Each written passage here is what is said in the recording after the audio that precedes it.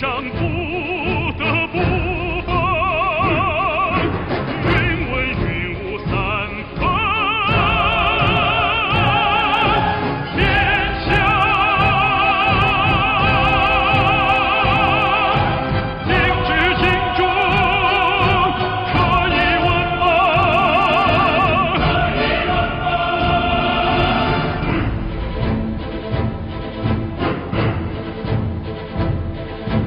看见多个披挂上马，八王大爷不是空话，男儿碰撞一团火花，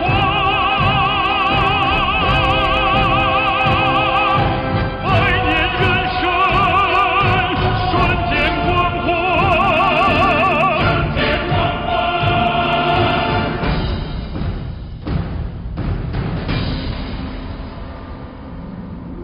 塞北秋风烈马，江南春雨杏花，千古江山如诗如画，还我一个太平天下。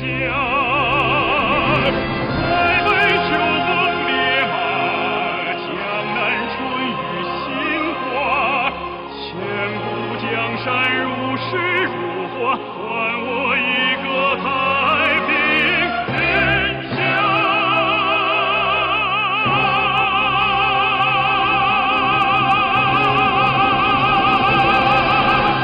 千古江山如诗如画，还我一个太平天下。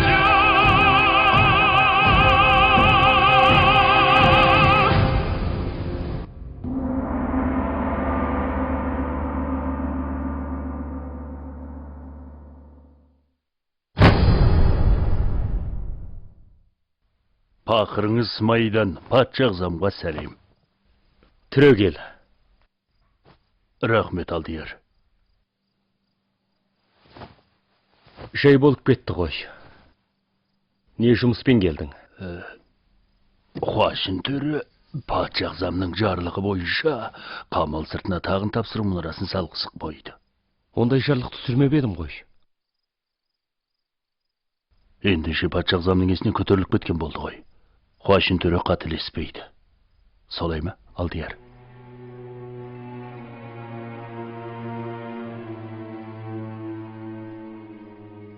Сөзіңді жалға. Тағыңызды тапсыру мұнарасы салынған соң, патша ағзам сәтті бір күнде таңдап, әрі санатты қарақты мәнсаптыларды шақырып, өз қолыңызбен мөрді және патшалық тақты Витүрегге тапсырып бересіз. Сонда бұл Мысторғай мұнарасындағы тағы бір бас қосу болғаны ма? Кемеңгер екенсіз. Бұл жолы жарлықтың қажеті жоқ шығар.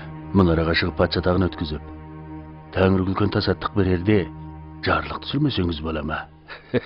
Сендер!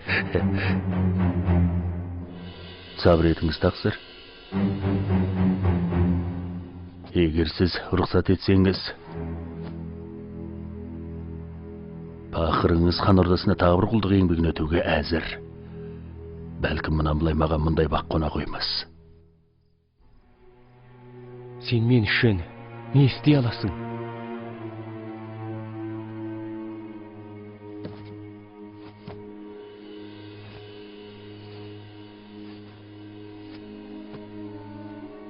Пақырыңыз патша ағзамның атынан жарлық жазып бере алады. Рас-ау, сен Саупидің сенімді уәзір емессің бе? Бұл жарлық сенсіз қалай жазылады? Әміріңізге құлдық.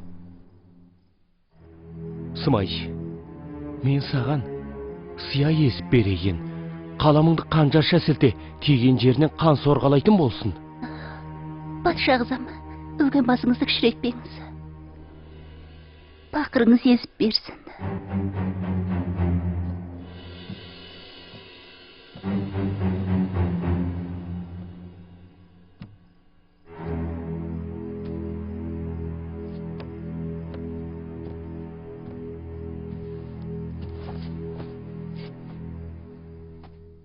Патшайымға мың алғыс.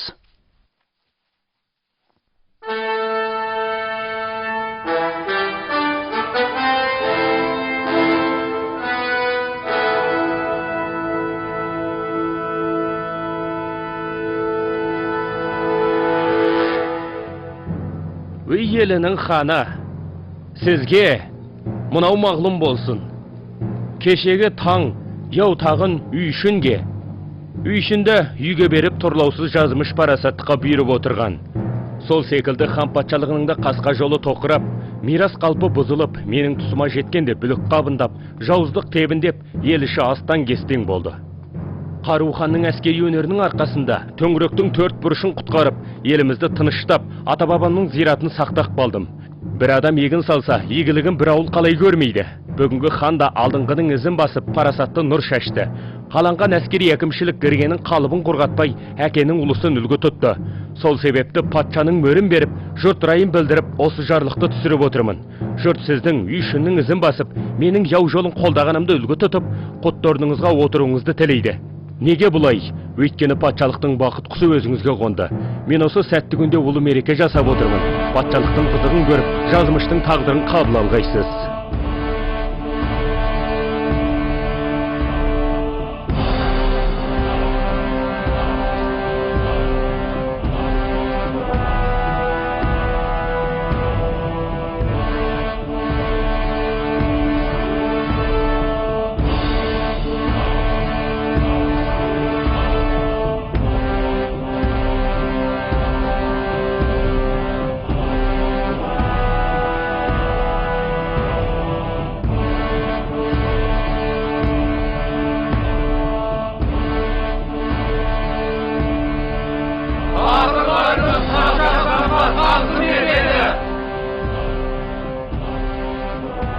Мен патшағзамның жарлығы бойынша хаққа мұрагерлік етемін. Бүгіннен бастап хандығымыз Ұлы патшалығы делінеді. Жылнамасы Хуаңшу жылнамасына өзгертілсін. Астанасы Тоян болмақ. Хан әкем ұлы атақ ару патша сатылсын. Тақтан түскен Юшеге Шәнияның аға сұлтан деген лауазым берілсін. Патшағзам жасасын, жасасын, мың жасасын!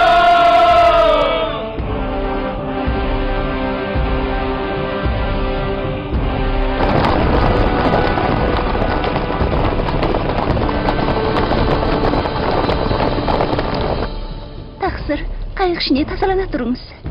Жер дүние бауырыңның алақанын демес бе? Ол мені өлтірмек болса, қайда қашып құтылайын?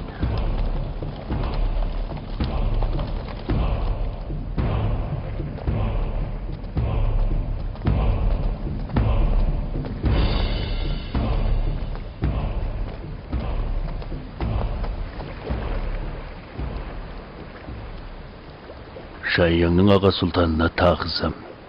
Сымай, сен неге келдің? Ұлы патшасы аға қарындастық мейір үшін. Пақырыңызды аға сұлтан мен ханымды шығарып салуға арнайы жіберді.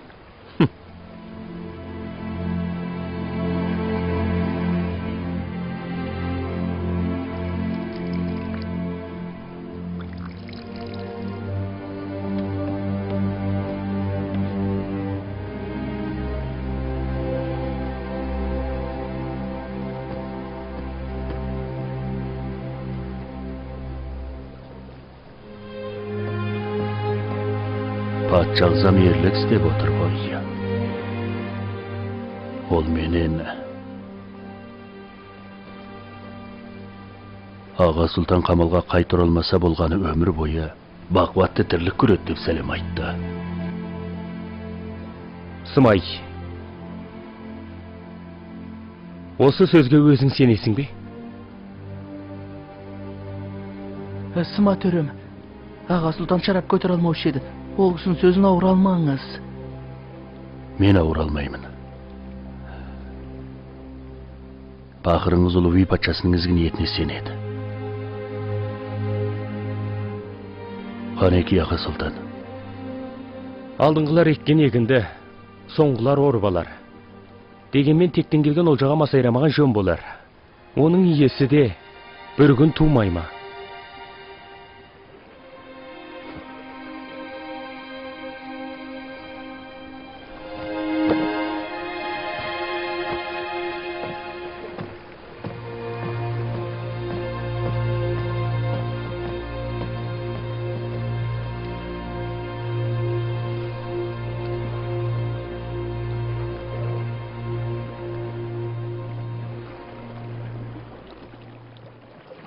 Әке, қас қарайып барады. Желі дөк бетті. Ордаға қайтайық. Тағы бір көрік болайын. Енді бір көргенше кім бар, кім жоқ. Ол қанша деген мен ондаған жыл таққа отырған адам ғой. Патшалық иесінің қалай кеткенін өз көзімен көріп орайы кез келген адамға беріле қоймайды.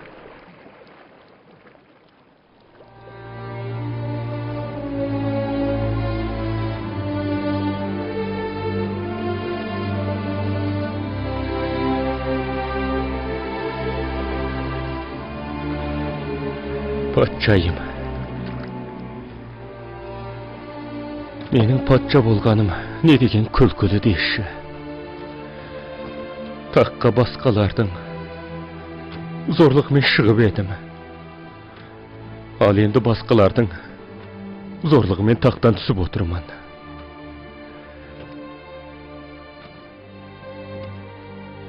Тоғыз жасымда Доңжо мені мәжбүрлеп таққа шығарған. Содан кейін мен оның ойыншығына айналдым. Көзім жасқа толып, ата-бабамның, халқымның алдында бетімен жер бастым. Шаттықпен өткен менің бір күнім де жоқ. Осы үшін де сенің бауырың алғыс айтқым келеді. Ол мен осы азат теңізінен құтқарды. Бүгін мен үшін ең қуанышты күн. Сауби менің бауырым емес. Опасыз қарақшы. Мен оған кектенемін. Бауырыңды кінәлай бермесеңші. Мен өмірімде 4 тегеуінді вәзірге тап болдым. Олар шетінен менде шарамсыз ханды билеп келді. Доңжо, Госы, Саусау,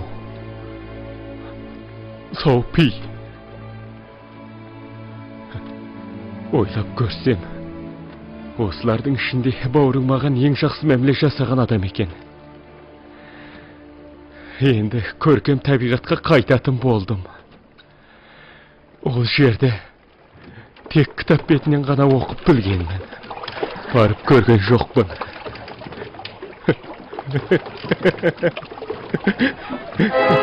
Тақсыр, қайыққа не жетті?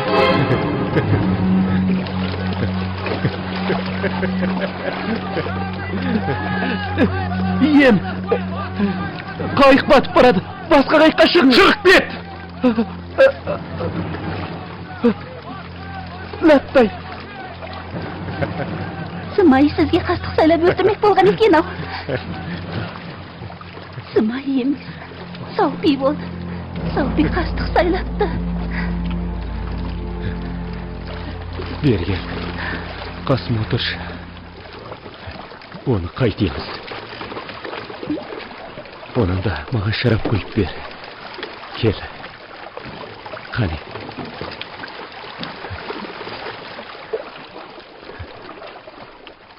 Білесің бе? Қайықты Сымай емес. Мен тестіріп тастағанмын.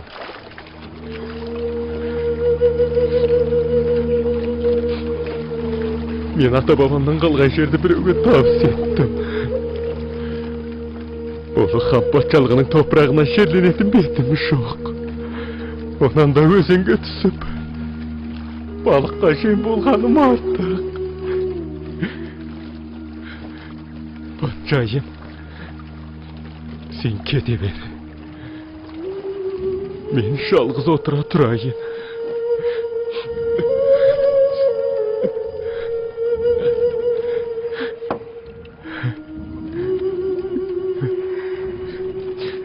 Ömür ötті ғой. Тақсыр. Сіз ақыры батырлық істедіңіз. Бақырыңыз еш қайда бармайды. Мәңгі. Сізге серік болады.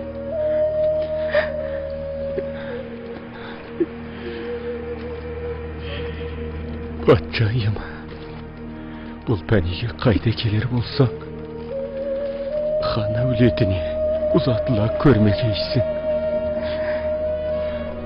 Padişahsam siz değil. Padişah olup dua görmeyiniz.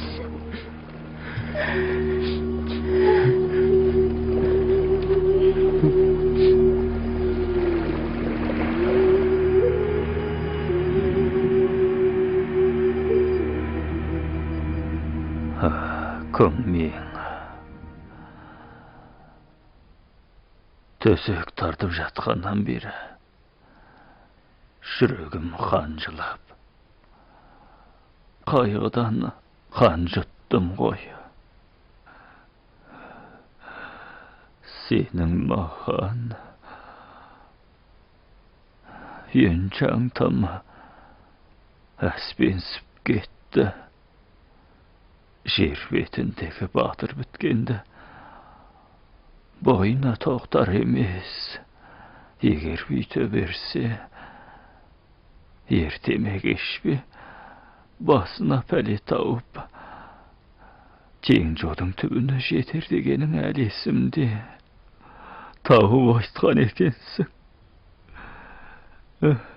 Егер еншаң Шахсу бектігіне жеңіл қарамай сақтана білген болса, бұл күнге қалмас еді. Сонда жанынан да шыдап болмас еді. Жең жодан да айырылмас еді ғой. Ем.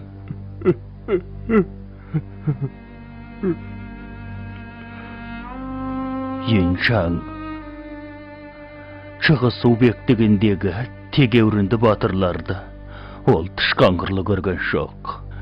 Ініңіз Сүншанның жарлығына сай Еншанға құдалық сөйлесе барып, Еншанның қызын Сүншанның ұлын айттырып, екі әулеті татуластырып қоймақ болғанда, Еншанның не деп жауап қайтырғанын білесіз бе? Ол жолбарыс қызын итке қайдан берсін депті. Бұл сөз кімнің құлағына жағады? Мұны естіген адамның жүрегіне қанжар қадалғандай болмай ма? Солай.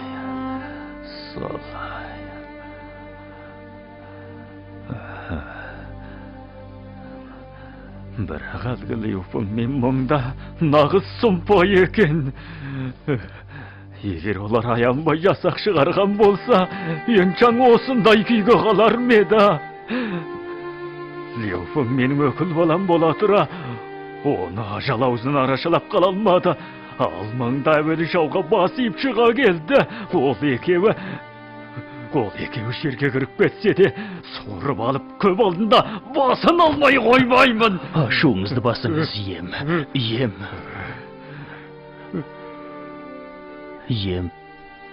Енді кектенгеннен не түседі? Жеңжу қолдан кеткен соң, сау сөнлеу үшпектікте орасан зор өзгерісті болды. Мұнан бұрын ем Жеңжуды қармағын алған. Сычуандағы 41 ауданды тартып алдыңыз. Әрі Ханжундағы бірнеше аймақтағы шайқаста жеңіске жеттіңіз. Сізді аспан астындағы ең тегеурінді батыр деуге болады. Бірнеше жылда түстік терістік екі бағыттан жасақ шығарып, арындай түсіп Шишаңды тартып алатын боламыз. Onun ары шығыстағы қыбида аймақтарды басып аламыз. Сонда сау-сау жанынан жұда болмақ. Сіз де көздегеніңізге жетесіз. Көңмен, маған айтайын деген үшінші қадамың осы менді. Әттең.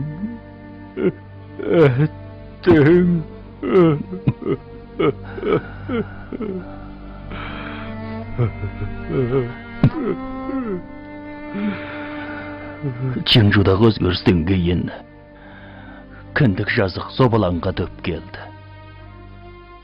Сау-сау собалаңнан пайдаланып нәпақа таппақ болды. Енді оның көзін құрту қиындап кетті. Сүнчан Чаңжаңның шығысын енді өтіп, кіндік жазыққа кіріп көзінің соғын қадай түсті. Әттең, Чыңжу деген әлемнің кіндік емес беді. Топырағы құнарлы, шөбі шүйген байлығы мол, 500 мың жасақты бағуға әбден шамасы жететін жер еді. Онан да маңыздысы Чыңжу деген 9 жолдың торабы ғой. Чыңжудан аттанған қол, түстікке не терістікке беттесе де бөгет жоқ. Кемемен, атпен күніне 100 шақырым жол басатын. Бірақ Сычуаннан терістікке қарай шайқасқа жол аламыз десек, аса өзен жалама жартас бөгет болар-ау. Оның үстіне бұл 2000 шақырымнан асатын ұзын сонар жол. Ием қайда? Ием шкөрді де демалып жатыр, ешкім мазаламасын деп бұйырған. Тұр олай. Қолда бар абзалдылығымыздан Чыңжу өзгерсінде айырлық балдық. Сау сөнлеу үшеуі. Артына қайырлып, басқаларға тырнағын батырмақшы.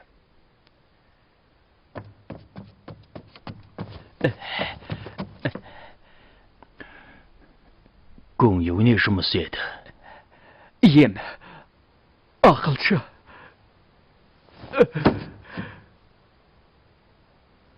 Саупи патшаны тақтан босатуға мәжбүрлеп, патшалық құрып, өзі патша таныпты.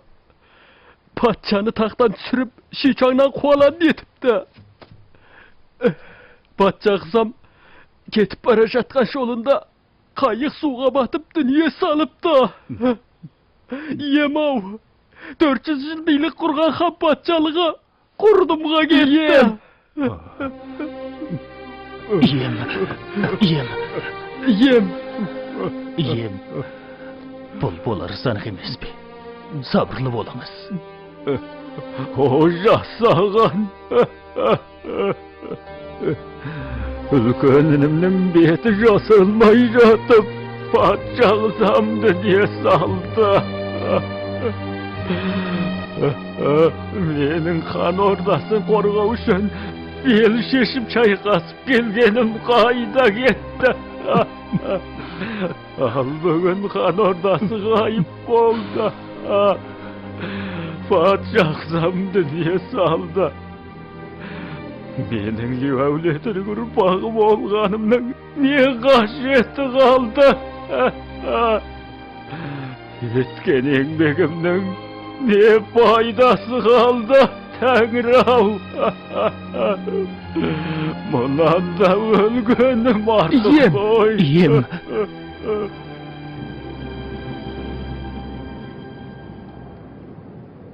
Пақырыңыз Любей, о дүниелік болған патша қызамға тағызым етеді.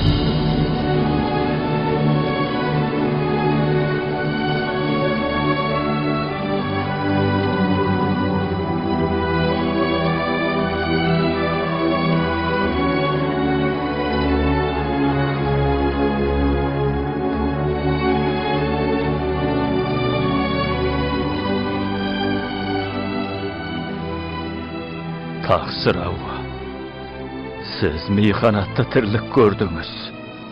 Бала шағыңызда бір топ обасыздардың мазағына айналып едіңіз.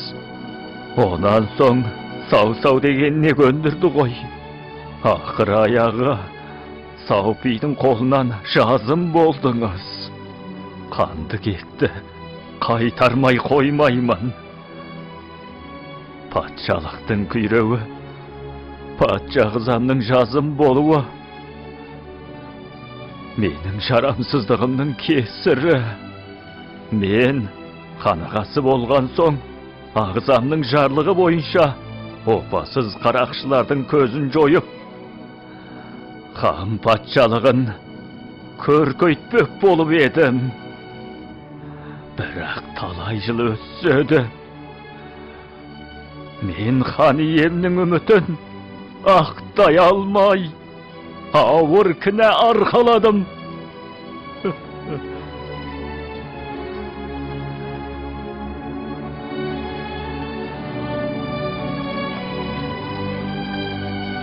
Ата-бабамның алдында бетіме жер бастым.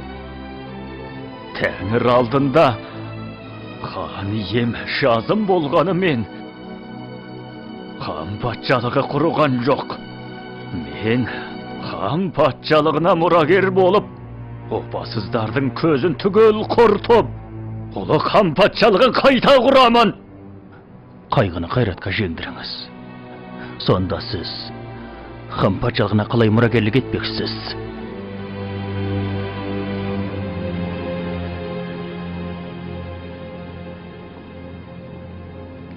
Ем. Хан ем дүние салғанымен ел иесіз қалмау керек. Цау-саудың опасыз ұлы Цаупи патша атанған екен. Ем де хан патшалығының тағына мұрагерлік етіп, жалпақ жұртқа жар еткені жөн. Зұлың саңғын дұрыс айтады. Аспанда 2 күн, елде 2 хан болмайды. Ием патша атанғанда ғана хан патшалығының мұрагері бола алады. Ием таққа мұрагер бола көріңіз! Бейбас тақ!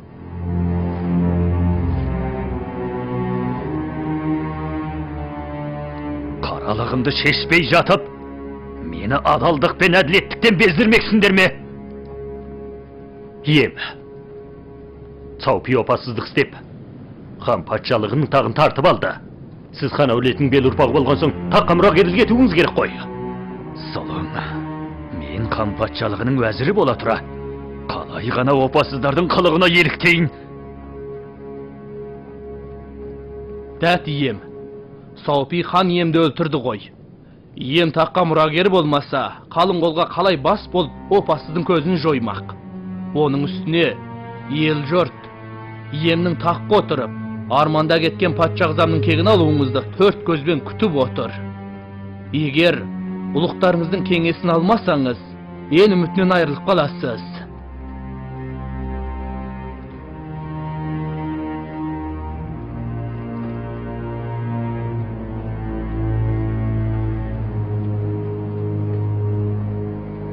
Цаупидің тақты тартып алып, патша атанғанына жұртлаған еді айтты. Мен қанағасы болсам да, жалпақ елді билеймін дегенім шын болмас. Бірақ опасыз қарақшының көзін құрту парызым. Егер мен патша атансам, 2-ші Цаупи болып шыға келмеймін бе? Шар тарафтағы бетке басар уәзір сардарлармен қарайған халық бұған не дейді? Ем, өзіңізге еріп талай жыл шайқас жасаған сардарларыңыз сізді таққа отырып билік тізгінін қолға алса екен дейді. Жарайды екенсің үйен. Не де болса сөздің ашығын айттың. Өздерің билік ие болғыларың келген соң, маған патша бол деп, өз мүдделеріңді ойлап маған қолға салып тұрсыңдар ма? Дәл солай болса, таққа отыруыма тіпті де болмайды.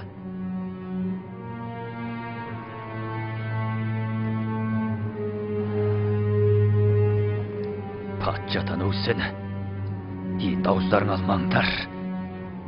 Кімде-кім айтатын болса жазаланады. Ләппәй!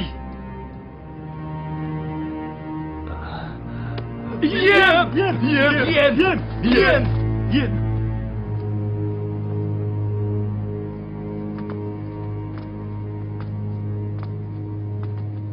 Ақылша, 100-ге жуық сардарымыз ағынан ақтарылса да, иемнің сонша ашуланғаны несі? Иемнің ашуланғаны бұл істен үміт бар дегенсіз, солай ма? Дәт ақылшы, ием сырқаттанып қалғандықтан уақытша әкімшілік жүргізе алмаймын. Бүгіннен бастап барлық әкімшілік істерін Жугулияң өткізіп алып бітіре берсін. Мәлім етуінің қажеті жоқ дейді. Ием айта бар.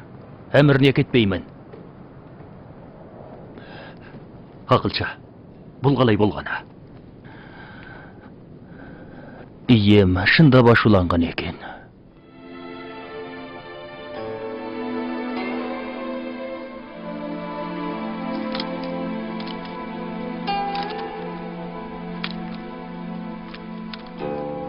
Жонфаң, Ақылшы, әнеу күні патша ағзамға тасаттық бергенде, оқымысты сардарлардың бәрі иемнен таққа отырыңыз деп өтінгенді.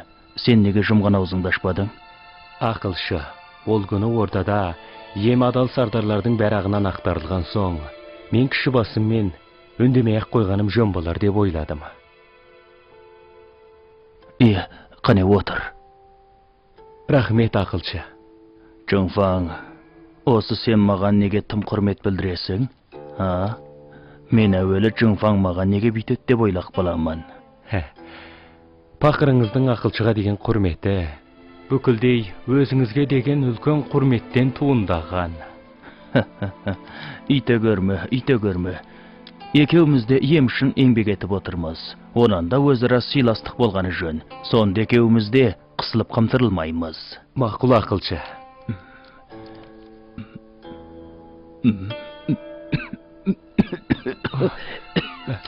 Әкеу, ақылшы, сізге не болды? Ішім оттай күйіп, тынысым тарылып барады. Келіңдер, дереу емшіні шақырыңдар. Гаузу қоңқамырынды маңдайы шығыңқы. Маңдайы шығыңқы. Шоқша сақалды адам. Шоқша сақалды адам. Сол жақсанда 72 меңі бар. Ақ бейіл. Жоқ. Іскер. Адау.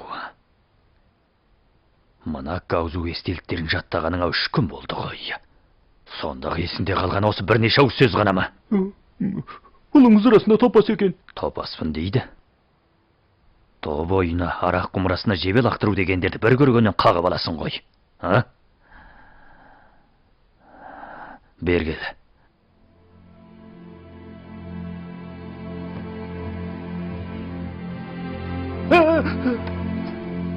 Қолыңды сөз, 20 рет ұрам.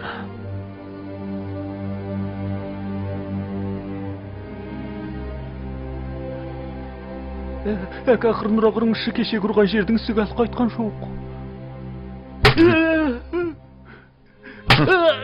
Ойбай-ау, ием. Ұлыңыздың қолы әлісіп тұр екен. Таяқты кейінге қалтырсаңыз қайтеді. Шығып бет. Қонттап жатты. Ертең тағы сұрайым. Ұқтым, әке.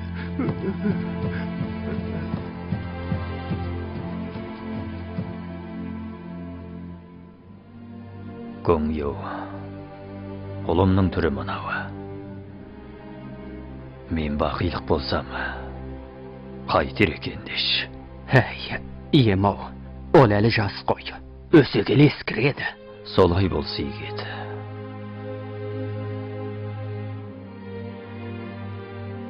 Көңеу,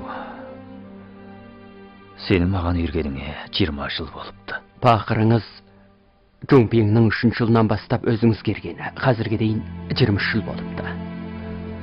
Уақыт не деген тез. Көзді ашып жұмғанша 23 жыл өтіпті. Артымнан ерген бауырларымның санаулысы ғана қалыпты.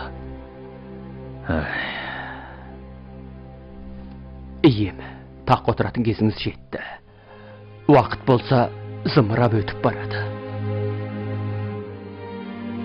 Мұны саған көңмең айтқызып отыр ма? Жоға. Пақырыңыздың өз тілегі. Ием патша танбасаңыз, пақырыңыздың көзі жұмылмай кетер.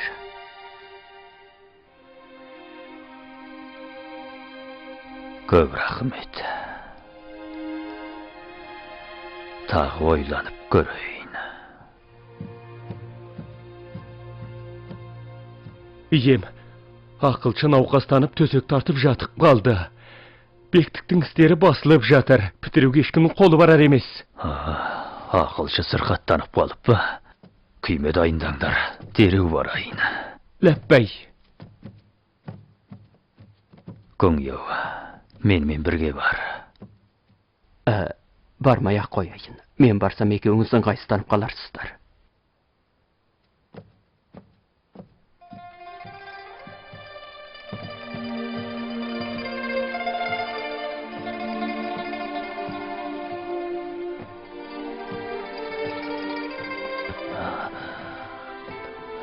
Ием, көңмейін, қозғалмай-ақ қоя. Не болды? Қай жерің ауырады? Кеудемді ауыр тас басып тұрғандай, ішім оттай күйіп, жүрегім қобалжып жайсыздана беремін. Неден болды екен? Қуашин деген адамды естуіңіз бар ма? Естуім бар. Ол Саупидің сенімді әсірі. Патша ағзамды тақтан босатуға мәжбүрлеген бас қылмыскер сол. Саупи оны аға уәзір етіп тағайындаған. Өз кезінде ол Гуаннеңмен бірге оқыған. Мәнсәп таласына келгенде Гуаннең білім қуып жүре берген. Ал Хуашин кітапты тастап ел аралап кеткен. Ол қайтып келгенде Гуаннеңнің орындығына сен менің досым емессің деген жазуды ойып кеткенін көрген деседі. Гуаннеңнің орындыққа жазу ойып, достықтан кешкен әңгімесі мен де естігем. Қазір Хуашин арсыздығының арқасында дәулеті тасып, бұрынғыдан да салтанатты күн кешуде. Ал Гуаннең кітабын әлі қолынан тастаған жоқ. Ием, сіз осы екеуінің қайсысын игі жақсы деп білесіз? Оны айтудың қажеті не?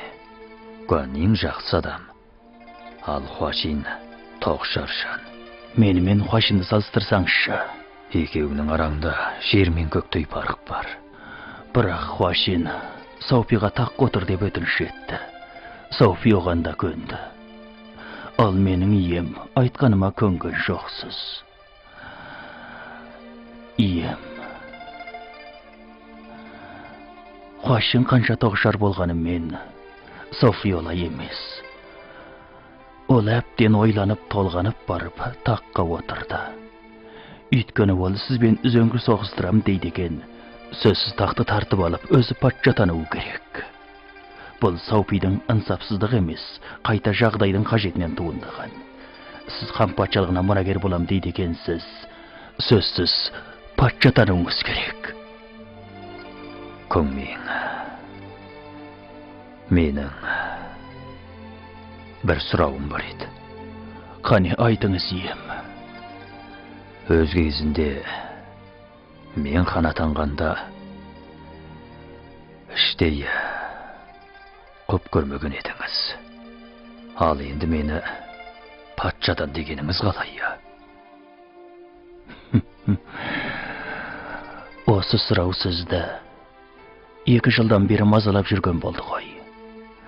Кезінде неге төте сұрай салмадыңыз? Ол кезде мен әсіре сақтық істеп, сізге хан атанбаңыз дегенмін. Өйткені школдағы сарбаздарымыз әулекленіп кетеме деп алаңдығам. Ал қазір сіз таққа отырмасаңыз болмайтындықтан өзіңізге ұсынысымды айтып жатырмын. Егер сіз таққа отырмасаңыз, жер бетінде жалғыз Саупи ғана патша қалады. Өйткені хан ордасы ғайып болды ғой. Сіз жұрт күңкілінен қорқып патша тануға батпасаңыз, күн өте келе шар тараптағы елгесе қосқан игі жақсылар Саупиға бет бұрып кетпей ме?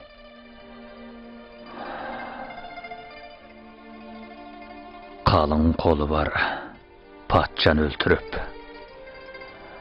бектіктерге әмірін жүргізген Сау-саудың да өлілгенше патша тануға батылы бармады ғой. Сау-саудың да патша танғысы келмей тұрған жоқ. Тек қана сәті түспеді, жолы болмады. Ол тегеурінділердің құтырынып тұрған шақ емес пе? Сау-сау патшатанса, солардың тағы қаншасы патшатанарын кім білсін? Ол бәрінен де сізден тіксінетін. Сондықтан онанда ешкім таққа отырмай-ақ қойсын деді. Ол сорлы патшаны аш-жалақанында жұмса жұдырығында ұстап отыр демес пе? Ал қазір хан патшалығы құрдымға кетті, Саупи тақты тартып алды. Ем сіз хан патшалығын қалпына келтірем десеңіз, сөзсіз патшатануыңыз керек.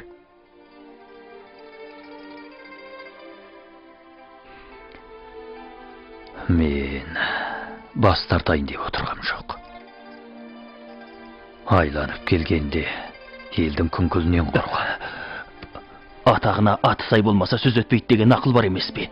Ісіңіз әділет, дәлеліңіз толық болса қайдағы күңкіл, тағдыр қосқан аласы, алмасаң болар жазасы деген ескі сөз қалай есіңізден шығып кетті?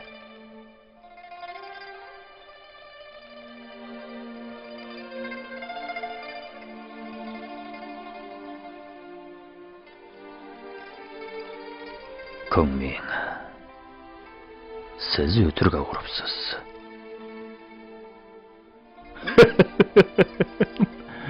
Сіздің де ауруыңыз өтірік.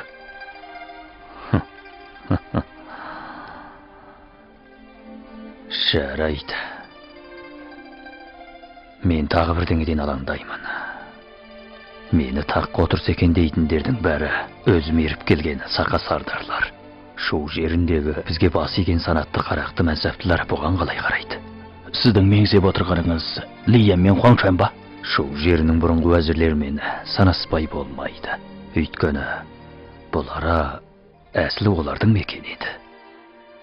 Кейін біз басып алдық та өз мекенімізге айландырдық.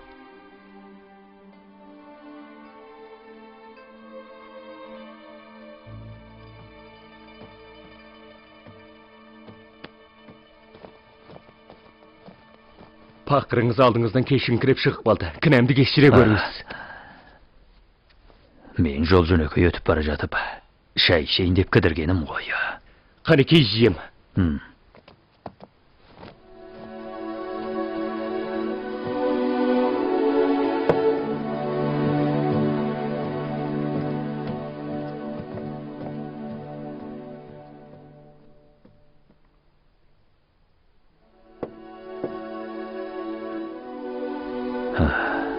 Жоңпиңнің бір жылы Шу жерінде ауыр қуаңшылық болып, көп адам қырылғанда, сен жұртты жинап, бір айға жуық уақыт жұмсап, осы маңнан 100 кез тереңдікте құдық қаздырып, қарайған халықты құтқарып қалды деп естігем. Мына су тұнық екен, әрі дәмі де басқаша. Сол құдықтың суы болар. Сіздің де бұл істен хабарыңыз бар болды ғой. Сондықтан осы арадан шай ішейін деп келіп отырмын ғой. Төтесін айтты деп жазғыра көрмеңіз. Ием, сіз бұл жерге тек шай ішіп қайту үшін ғана келмеген шығарсыз.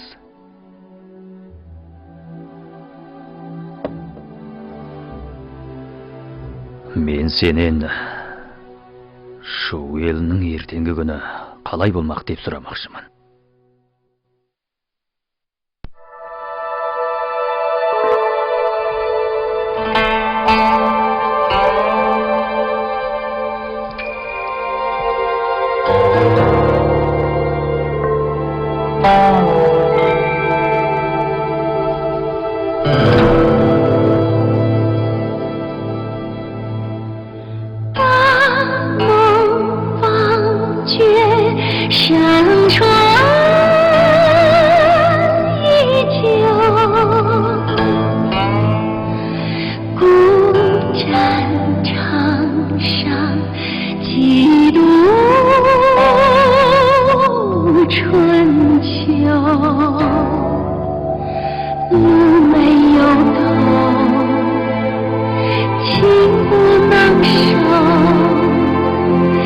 千点平生。